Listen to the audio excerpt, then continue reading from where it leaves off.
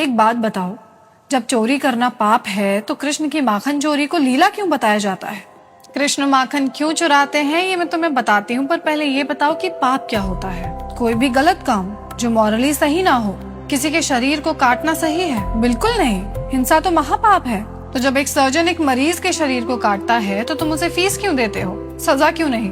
क्योंकि उसका इंटेंशन जान बचाना होता है। मतलब एक ही क्रिया का अर्थ संदर्भ, चेतना, उद्देश्य, काल और परिस्थिति के अनुसार बदल जाता है। शायद। तो मोरालिटी और धर्म एक कैसे हुए? मोरालिटी तो सिर्फ एक सीधा सवाल पूछती है कि क्या किया, पर धर्म पूछता है क्यों किया, किस चेतना से किया, किस सत्य की सेवा में किया। मतलब धर्म और मोरालिटी एक नहीं है। अगर होते तो महाभारत में सबसे बड़े अधर्मी कृष्ण कहलाते, क्योंकि वही है जो अर्जुन को लड़ने के लिए प्रोत्साहित करते हैं, युधिष्ठिर से झूठ बुलवाते हैं, युद्ध के नियम तोड़वाते हैं। पर किसी बड़े उद्देश्य के लिए झूठ बोलना और अपने स्वाद के लिए चोरी करना दो अलग चीजें हैं। अगर कोई बच्चा अपनी इच्छाओं के लिए चोरी करने लगे तो क्या तुम उसे ग्लोरीफाई करोगे? पता है, सवाल ये नहीं है कि कृष्ण ने माखन चोरी क्यों की, सवाल ये है कि कृष्ण ने चोरी माखन की ही क्यों की।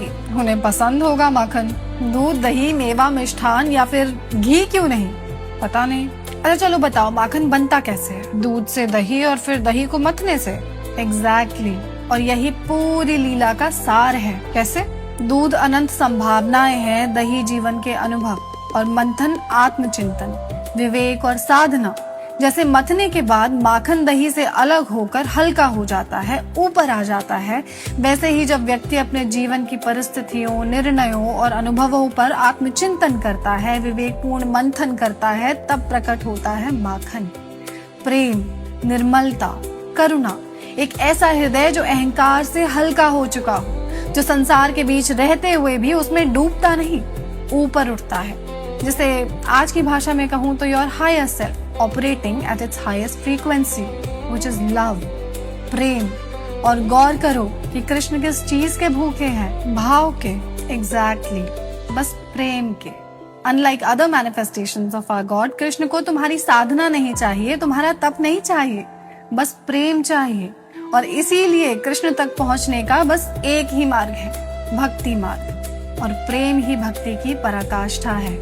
मतलब माखन एक मेटाफर है। बिल्कुल, उस प्रेम, करुणा और निर्मलता का जो हर व्यक्ति के भीतर होती है, बस अहंकार, वासना और कंडीशनिंग की परतों के नीचे कहीं दब जाती है। मंथन उस प्रेम रूपी माखन को पैदा नहीं करता, केवल प्रकट करता है।